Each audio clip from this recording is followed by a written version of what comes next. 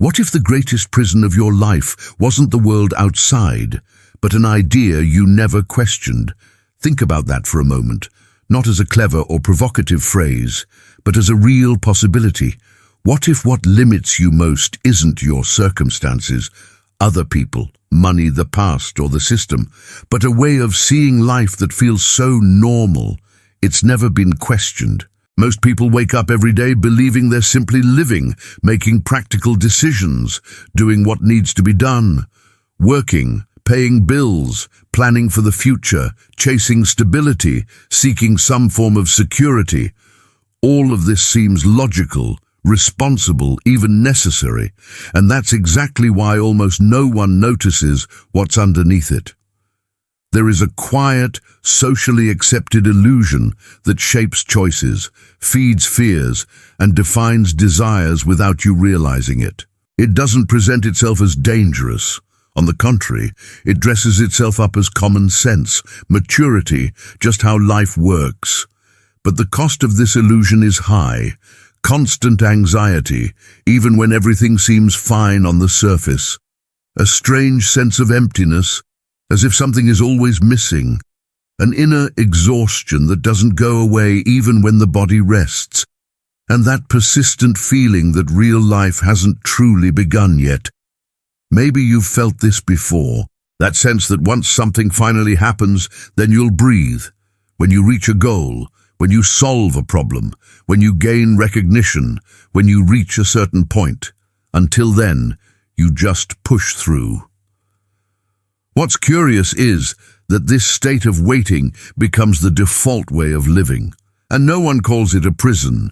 They call it responsibility, ambition, focus, maturity.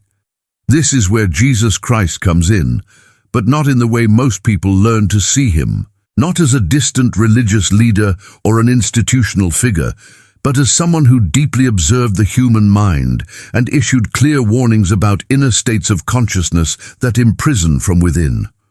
When Jesus spoke, he wasn't just trying to correct external behavior. He was pointing to something far more subtle and far more dangerous, a way of living disconnected from the present, based on fear, identification with the external world, and a restless pursuit that never truly satisfies.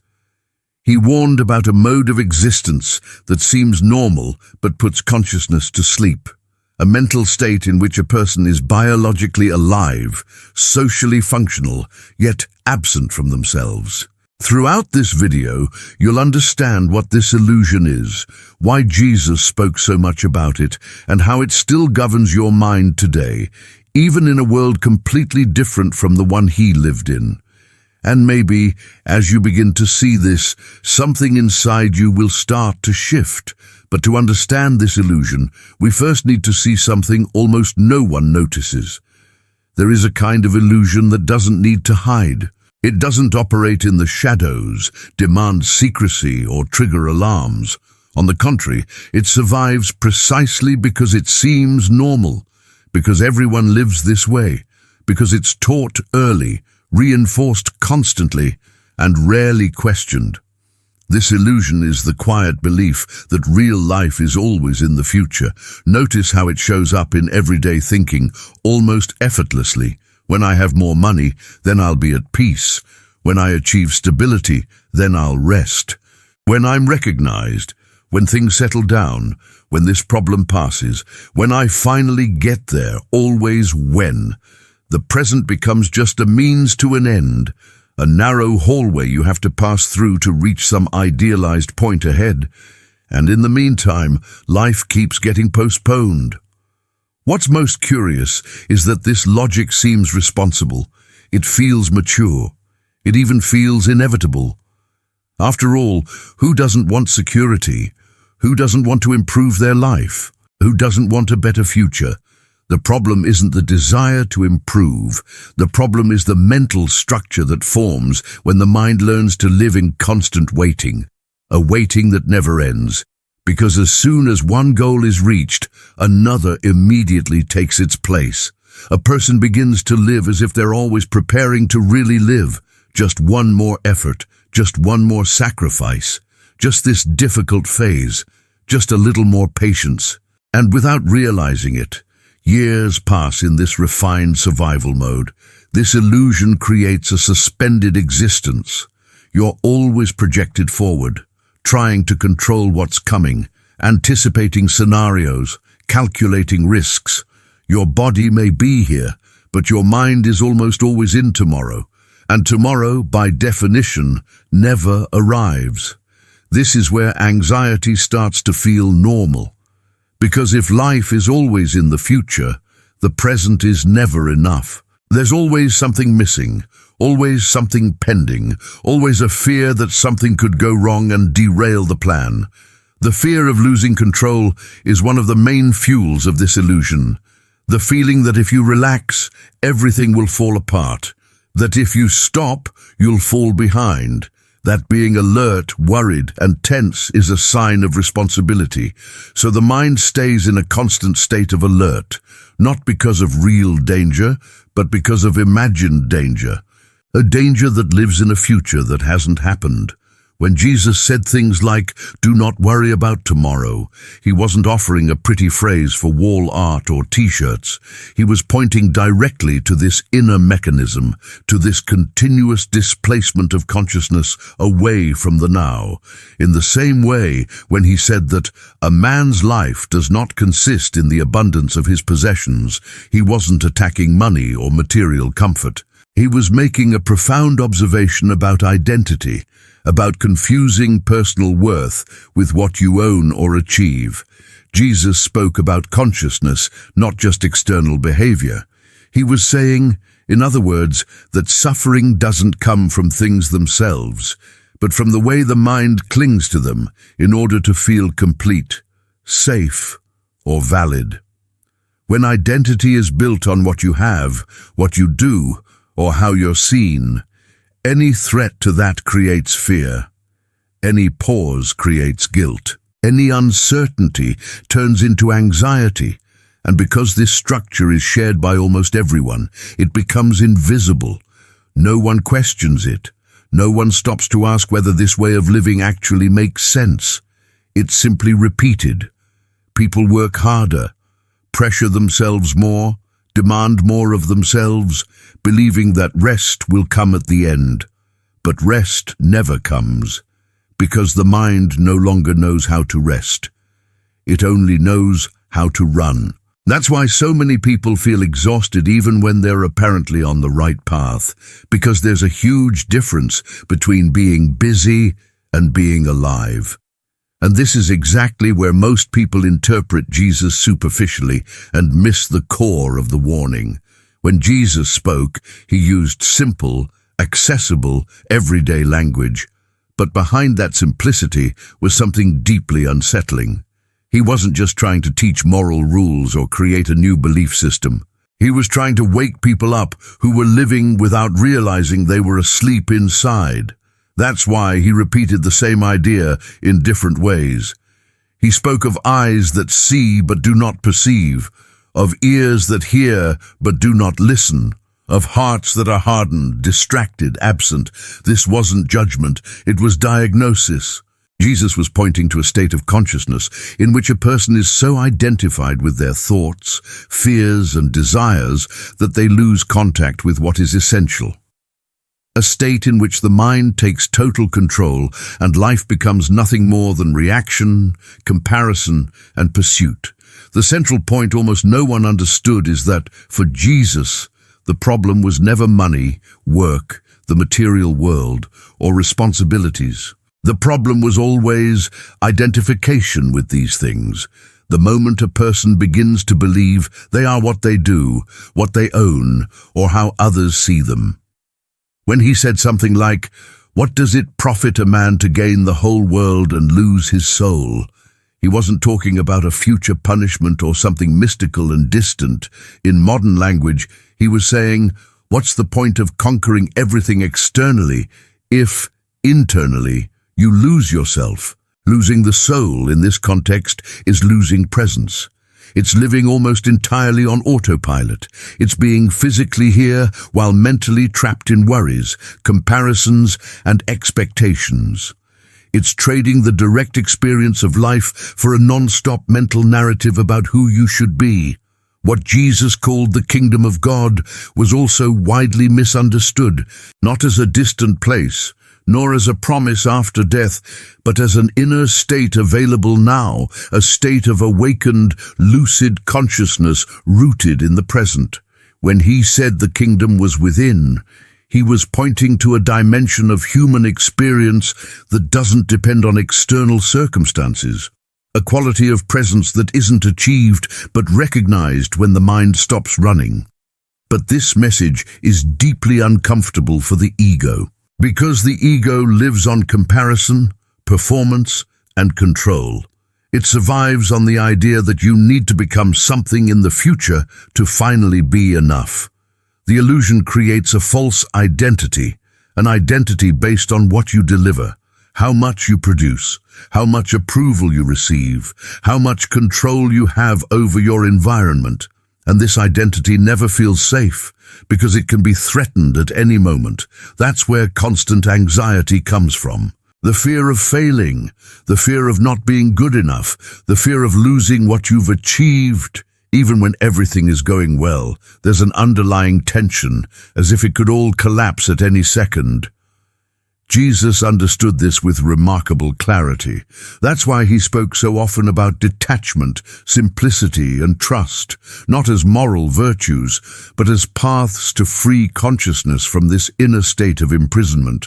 When he said not to store up treasures where everything can be lost, he was talking about the fragility of building identity on external things.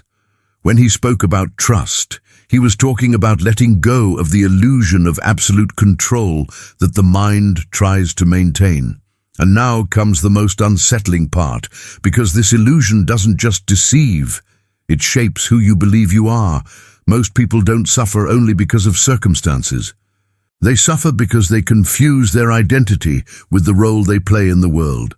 And defending that role becomes a daily, silent, exhausting battle. As long as this illusion isn't seen, a person remains trapped, even while believing they're simply being responsible, mature, and realistic. But deep down, they live disconnected from their own essence.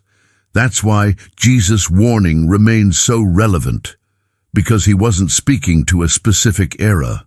He was speaking to the structure of the human mind. If you look closely at modern life, you'll see how perfectly this illusion fits today's pace. It's never been easier to stay busy. It's never been harder to be at peace. People are always doing something, always responding, producing, fixing, planning. The mind rarely rests, because rest has almost come to be seen as a mistake, as if stopping were a sign of laziness, falling behind, or failure. Anxiety has stopped being a warning sign and started being treated as normal, almost expected.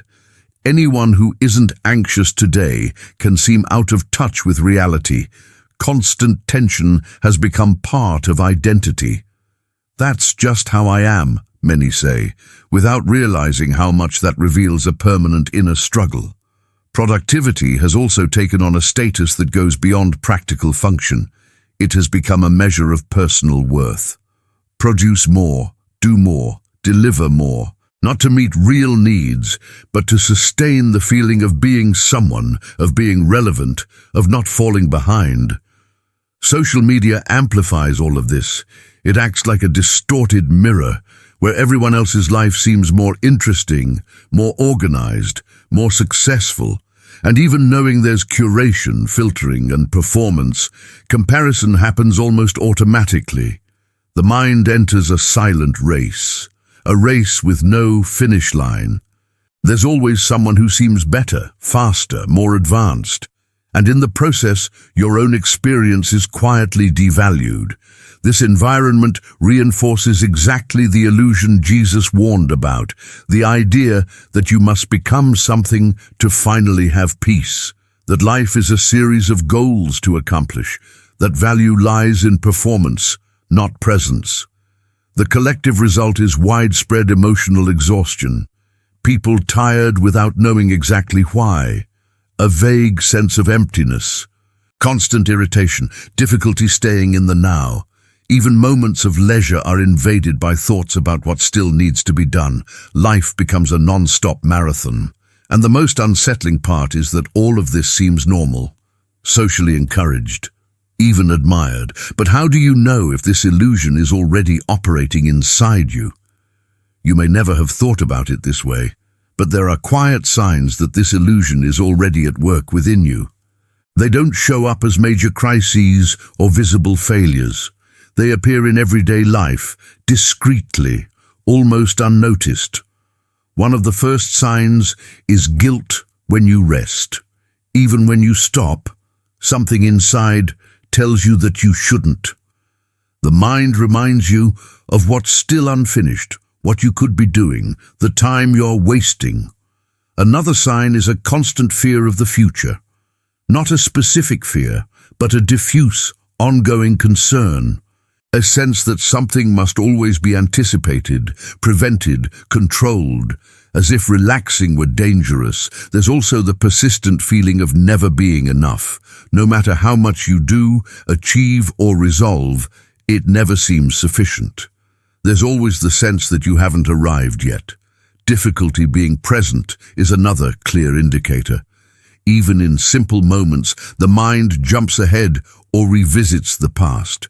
Being fully here becomes rare. These signs are not moral failures. They don't indicate weakness or incapacity. They are symptoms, signs of a consciousness trained to live outside the present. And what if these signs aren't the problem, but the invitation to wake up? Jesus never promised an escape from the world. He didn't speak about abandoning responsibilities, rejecting practical life, or isolating yourself from reality. What he pointed to was something far deeper and far more accessible, the possibility of inner freedom within ordinary life. The path he indicated began with presence, being here, not just physically, but with attention rooted in the now, because life only happens in the present, and the illusion only survives outside of it. When the mind is constantly projected into the future or trapped in the past, it creates suffering. Jesus knew this. That's why his teachings always brought awareness back to the present moment, not as a technical exercise, but as a natural state when mental attachment loosens. Another central point is psychological detachment. This isn't about giving things up, but about stopping the confusion between yourself and them. Working without making work your identity, achieving without making achievement your measure of worth, planning without becoming a prisoner of the plan. Jesus taught, in practice, how to observe thoughts without blindly believing them. The mind talks non-stop, projects scenarios, creates stories, anticipates problems. Suffering begins when you believe that all of this is you. When that identification starts to loosen, something changes. You still think, plan, and act, but there's more inner space. A lightness that doesn't depend on immediate results. Separating identity from outcomes is one of the most liberating keys of this path. You are not your performance. You are not your productivity. You are not the way others look at you. The peace Jesus pointed to wasn't a future reward or something earned through effort. It was the natural result of a less fragmented consciousness, less divided between what is and what should be. This doesn't mean the absence of challenges. It means presence in the face of them. A different way of being in the world without being consumed by it. If this kind of reflection resonates with you, subscribe to the channel. This space exists to deepen this kind of awareness. Share this video with someone who feels internally exhausted, even when everything looks fine on the outside. And write in the comments what touched you most so far. Sometimes, naming what you felt is already part of waking up. At the beginning, I asked you a simple but uncomfortable question. What if the greatest prison of your life wasn't the world outside, but an idea you never questioned? Now, after everything that's been said, that question carries more weight, because you may be starting to see that this prison never had visible bars. It always operated from within, shaping how you think, feel, and relate to life. The illusion loses its power when it's seen, not when it's fought with effort, not when it's replaced with new beliefs, but when it becomes conscious. When you realize you've spent years living for an imagined future, trying to become someone so that only then you'd allow yourself to live. Jesus never spoke from fear. He didn't point to guilt. He offered an invitation to clarity, a call to wake up while life is still happening. Real transformation doesn't begin outside. It doesn't depend on changing jobs, cities, relationships, or status. It begins the moment you see how deeply you've been identified with thoughts, roles, and expectations. When that identification loosens, something quietly shifts. The world remains the same, but your experience of it changes. There's more inner space, less urgency, less struggle with what is. Jesus didn't come to say you need to do more. He came to show that you are already whole, but distracted. That peace isn't hidden somewhere in the distant future, waiting for you to earn it. It arises when the mind stops running, when consciousness settles into the now, when you stop searching outside for what has always been available within. And that brings us to the final question, not as a ready-made answer, but as something to keep echoing inside you. What if the life you're looking for was never outside of you? If this content resonated with you, like the video, it helps the channel reach more people who may be living with this same quiet exhaustion. Subscribe to the channel to keep exploring reflections like this. Comment on what you felt throughout this video. Sometimes, putting it into words is the first step towards seeing more clearly. And share it with someone you feel needs to hear this, even if they don't know it yet.